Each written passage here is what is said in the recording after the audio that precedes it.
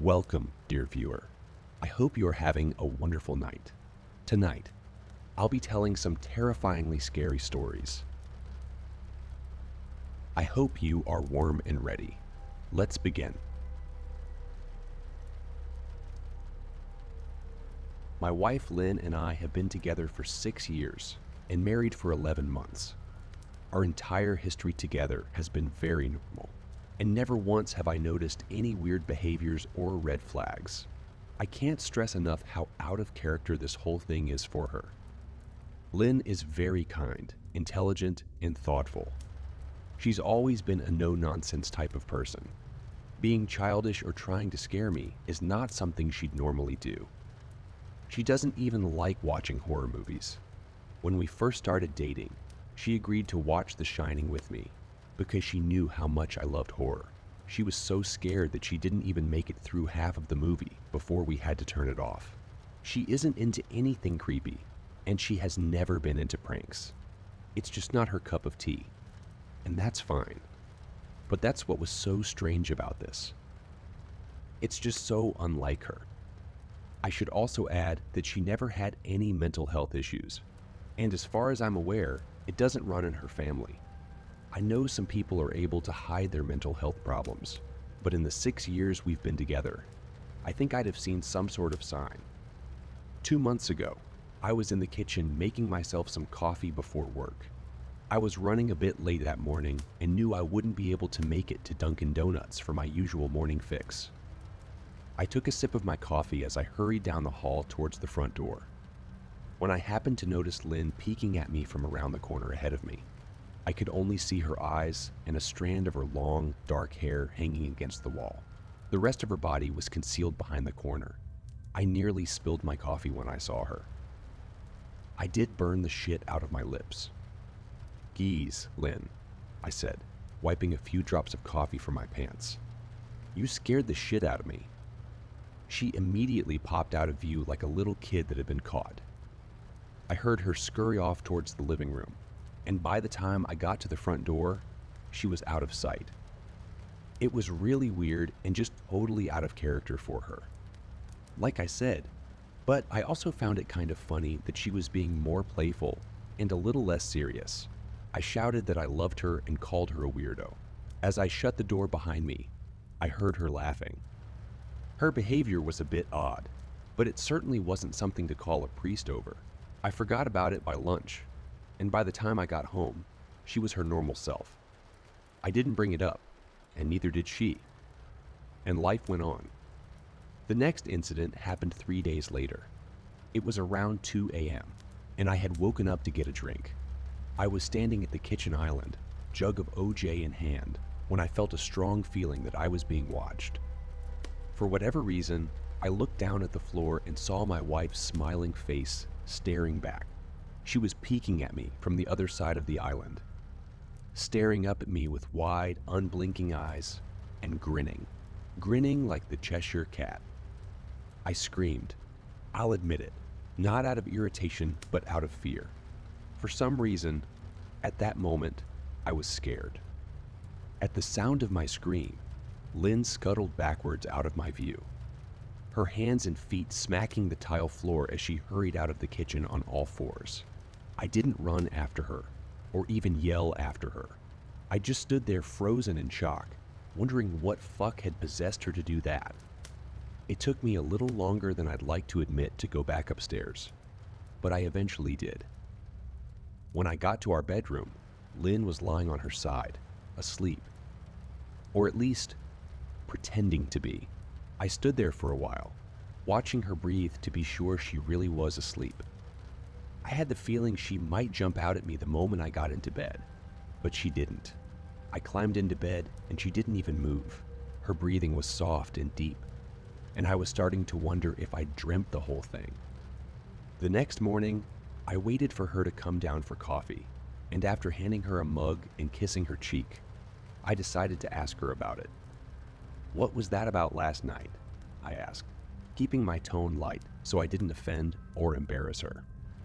She frowned over her cup of coffee, shaking her head like she had no clue what I was referring to.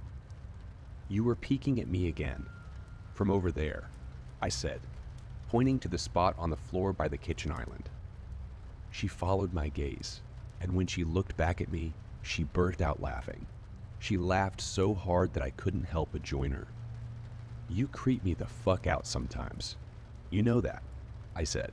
She giggled, set her cup on the counter, and wrapped her arms around my neck. "You creep me out all the time. So I guess we're even," she teased. We said our goodbyes and left for work. As I drove, I kept thinking about how creepy it had been to see her grinning at me from behind the island like that. The sounds her hands made on the floor as she crawled away. I told myself she was just trying to be silly, just trying to join me in my love of all things horror. It's not like I was afraid of her, but it still didn't sit right with me. I started seeing her peeking at me more and more. Sometimes she'd be peeking out from behind the couch or living room curtains.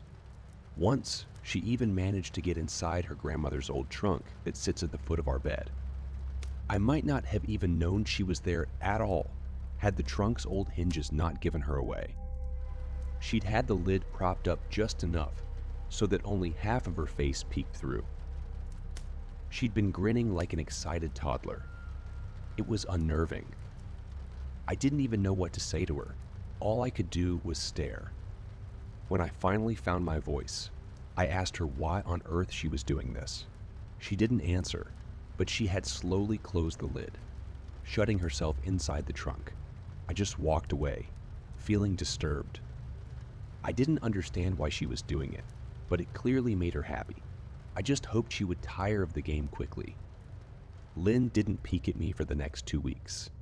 I started to think she was done with her weird prank, and I was relieved. We were watching a show on Netflix one night, and I jokingly said that I hadn't seen her peeking at me lately, and that she must have given up on her spy game. She looked up at me with a small smile and said, "Maybe I've just gotten better at it." I didn't say anything, but I wondered whether or not she was joking. For the next few days, I couldn't stop thinking about what she'd said. Was she still peeking at me when I wasn't looking, and I just hadn't noticed? And if so, what the hell was she getting out of this? I started to feel paranoid, constantly checking whether she was watching from around the corner or behind a door. I was jumpy whenever I was home, and she wasn't in full view of me. I felt stupid and a little crazy. But after a few weeks without another incident, I began to relax. I stopped checking behind furniture and walls and told myself it was just a bad memory. Then a few days ago, things got so much worse. "Can we talk? I love you. Please, call me. I'm really worried. Can you answer? Just come home." And more of the same. All texts telling me she loved me and she wanted me home. How worried she was. Not a damn one addressed the crazy shit she pulled.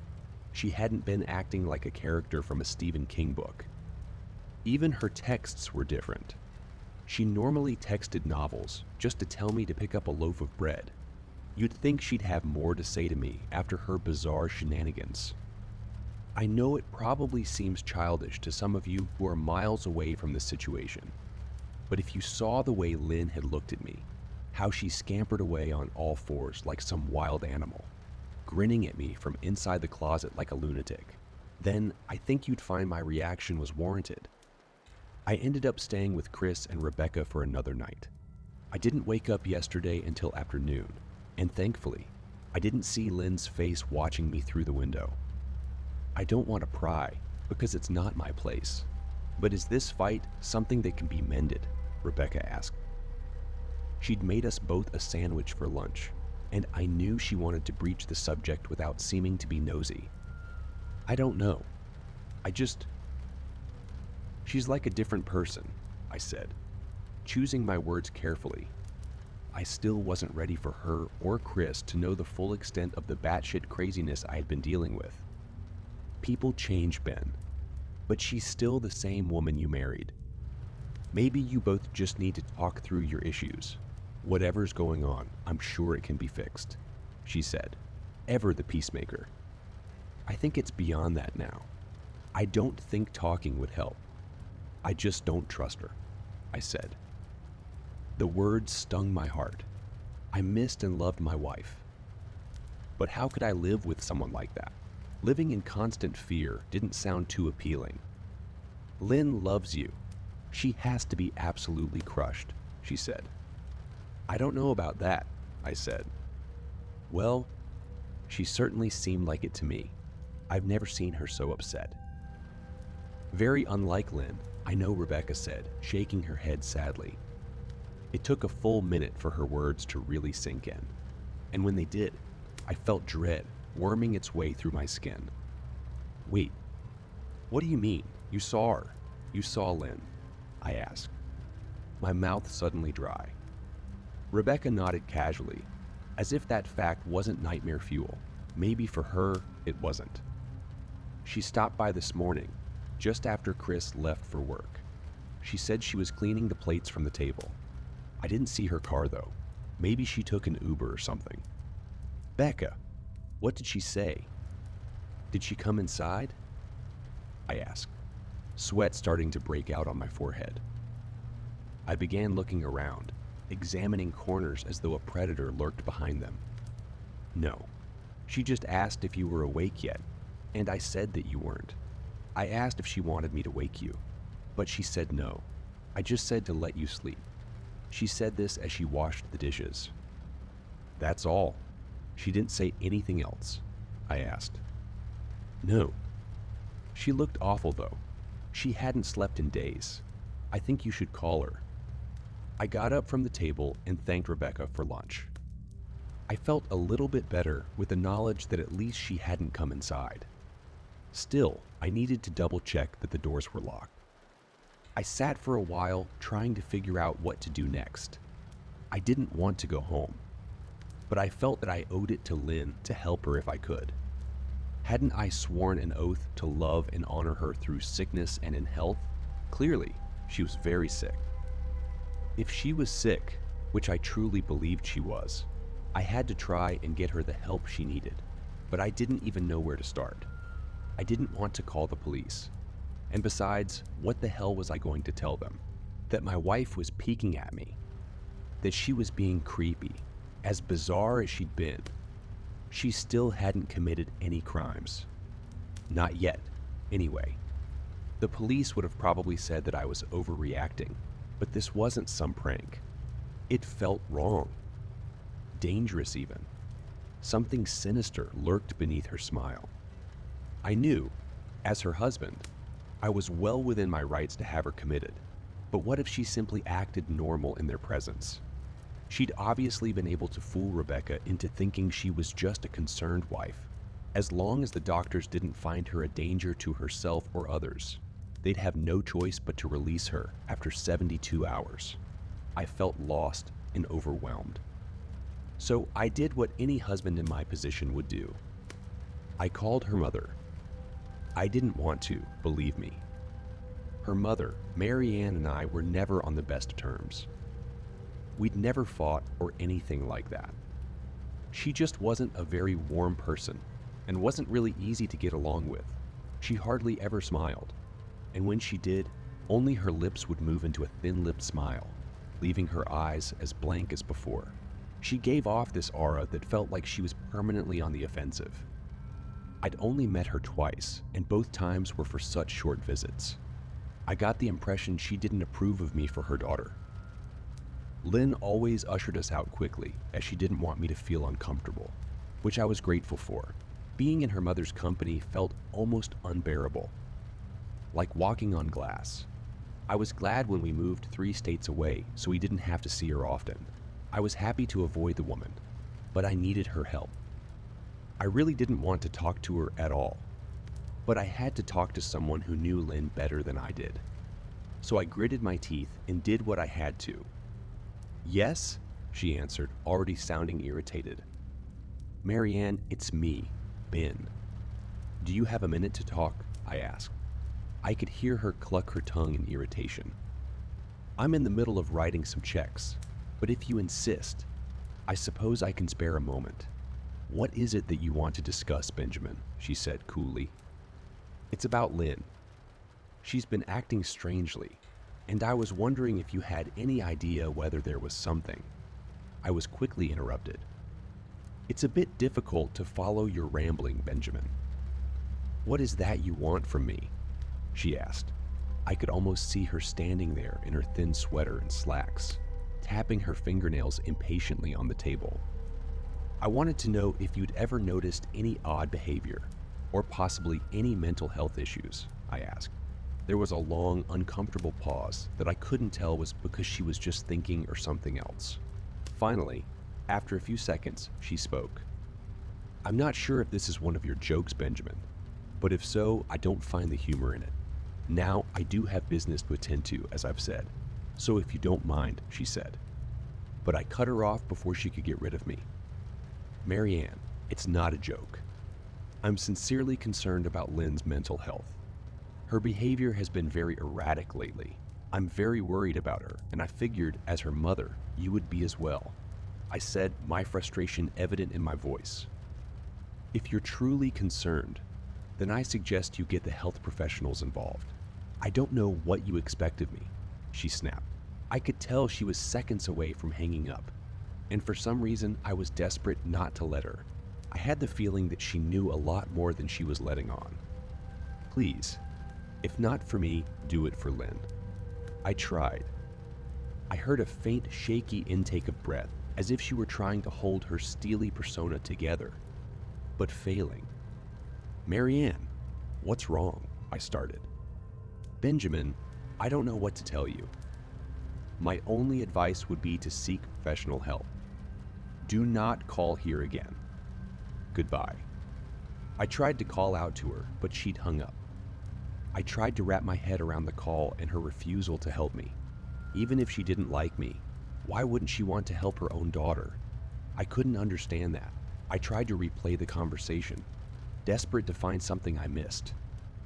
After a while, I almost gave up until I remembered her last words to me. Seek professional help. She'd said those words with a bit of urgency. I could have just been grasping at straws. But no, I was sure her voice had changed ever so slightly when she'd said that, as if they were very important. What had she meant? I assumed she'd been referring to medical professionals, but maybe she was referring to someone else. Someone that she didn't, for some reason, feel comfortable saying directly. Or maybe I was just desperate. I waited for Chris to get home, and after a very long and exhausting conversation with him and Rebecca, I convinced them that Lynn truly needed psychiatric help. I didn't tell them everything. I wasn't prepared to go into it yet, but I told them about our last encounter. She'd hidden in the bathroom, peeking at me from the closet. They were obviously shocked, but thankfully, they believed me. They too just wanted to help her. Still, they didn't think it was all that serious. Weird maybe, but not dangerous. They just kept saying that Lynn had to be playing some kind of weird joke.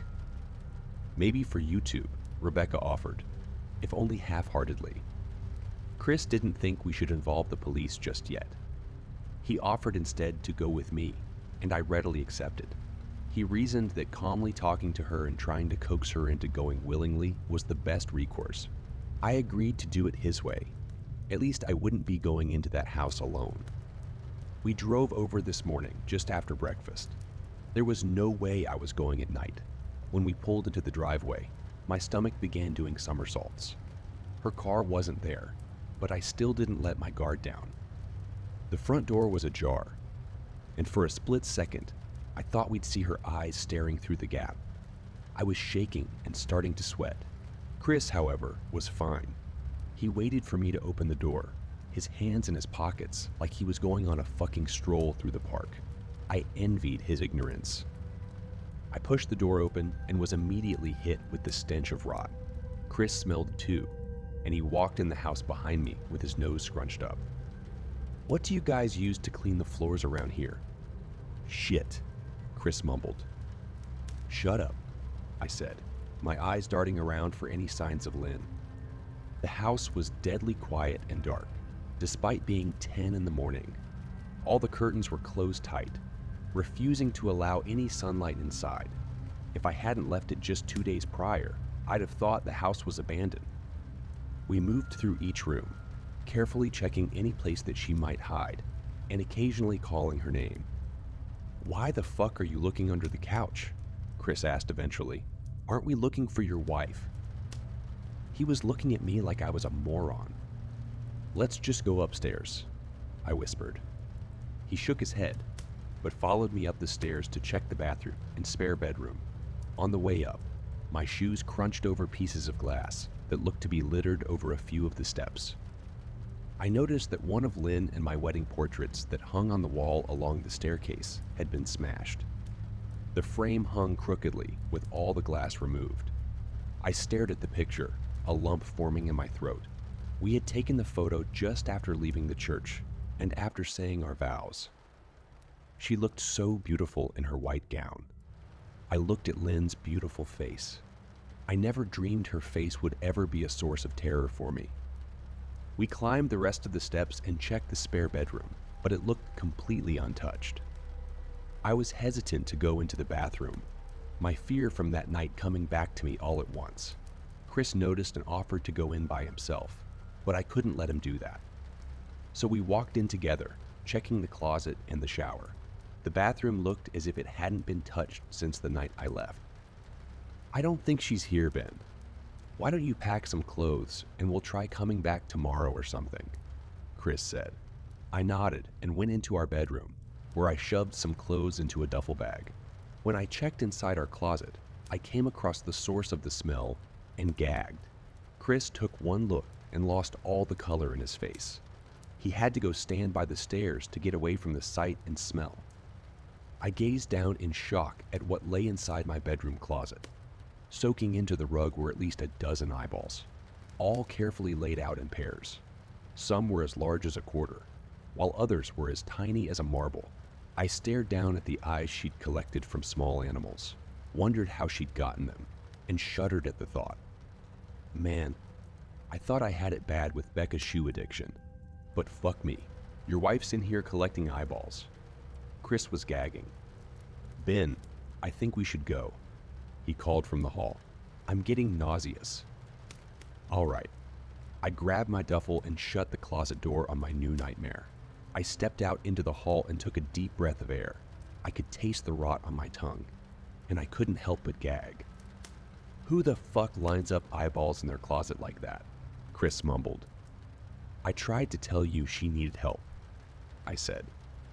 "She doesn't need help, Ben. She needs a fucking exorcist," he said. "You coming or what? I can't stand the smell anymore." His words died in his throat, and his eyes grew wide with fear. I didn't ask him why. I could feel it. Someone was watching me, and I didn't think it was the eyes in the closet. I turned around, my eyes slowly scanning the bedroom. "Christ," I whispered, as I finally saw what we'd missed. Under the bed, curled on her side, watching us with the excitement of a kid on Christmas morning, was my wife. She held her hands together just under her chin, and they were shaking eagerly. Now that she knew she'd been found, I could hear the quiet noises she was making. A sort of hiccuping sound was in her throat, as if the excitement was just too much for her. It was unnerving, to say the least. Wide eyes, and that same huge smile. Everything in me told me to run, but I forced it away. This was my wife. No matter how twisted, she was still the woman I married. I had to help her. "Lynn." I said it softly. She didn't respond, but her head bobbed back and forth in two quick little movements, as if she were nodding. "Baby, I just want to help, okay? Can you let me do that?" I asked. I had taken a single step forward, approaching her like some kind of dangerous animal. "I love you, Lynn," I said softly. Taking another step closer, she let a tiny moan escape her wide, open mouth, and I had to resist the urge to run. Her shoulders were starting to quiver, and her eyes grew as large as saucers. I crouched down so I could see her better, and I immediately saw the blood. Her hands were covered in it. They trembled more the closer I got, as if she was barely able to contain herself. "Lynn, are you hurt? "You're bleeding," I said. She bobbed her head again, her bloody fingers moving up and down as if playing an invisible piano. They occasionally grazed her chin, leaving smears of blood on her skin. I wanted to recoil in disgust. The smell that was coming off of her was revolting. I could feel the vomit trying to climb up my throat. Her lips were dry and stretched thin, with blood seeping between the cracks. I knew she wouldn't come out on her own, but I didn't want to leave her in the state she was in. I scooted closer and reached out to her. The excited hiccuping sounds got louder, and her hands shook, fingers flexing. It was then that I could see the blood oozing from between her fingers. "Oh my God, Lynn." "You're bleeding," I said. Instinctively, I reach out to take her hand, but before I could even touch her, her hand sprang out towards me. A sharp pain shot through my arm, and I fell back on my ass. My arm burned, and I could see the blood dripping down onto the carpet. I looked back at her in shock and saw her grinning madly, her fingers clutching a large shard of glass. "You all right in there?" Chris asked from behind me. I turned my head slightly and nodded to him, cradling my arm to my chest. When I turned back to face Lynn, I saw that her focus had shifted. She wasn't looking at me anymore, and she wasn't smiling anymore either. She was staring past me, her eyes glaring at Chris, the way a hungry lion might stare at an antelope. Her mouth was still hanging open, but it was twisted into a snarl. I got to my feet and began walking backwards down the hall, afraid to take my eyes off her. "Are you bleeding?" Chris asked. The moment the words left his mouth, Lynn started fast, scooting out from under the bed, the glass shard still in her fist. "Chris, run! Go!" I yelled. He must have been too afraid to move, because a second later I felt my back bump into him. He was still standing at the top of the stairs, staring at the horror that was my wife. Lynn had crawled completely out from under the bed and stood in the bedroom doorway, her face twisted in rage. Her whole body was visibly tense. Blood ran down her fingers and onto the floor. "Jesus, Lynn," Chris said. "You." I reached back and pushed him towards the steps. "Move your ass, Chris," I said as quietly, but firmly as I could. Lynn bobbed her head in fast, sharp motions and began to grin, stretching her mouth open wider and wider so that her chin seemed to touch her chest. I heard Chris mutter a prayer, and then he was running down the stairs. I stood at the top of the steps, stuck between my love for a woman who clearly needed serious help and my self-preservation. "I only want to help," I said, choking back tears.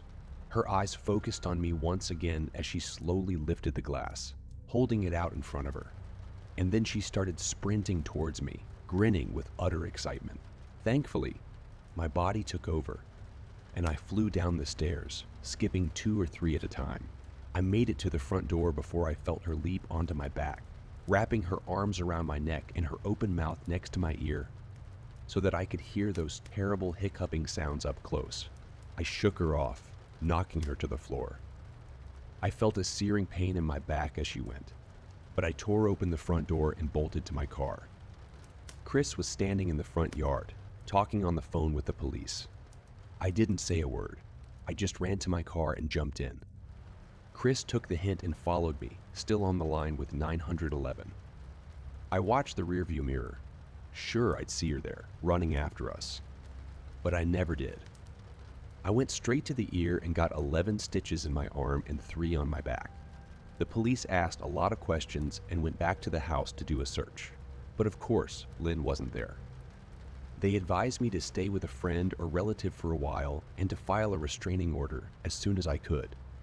But none of those things would matter. Somehow, I just knew. I dropped Chris off at home and went to a motel an hour away. I wanted to put as much distance between me and Lynn as I could.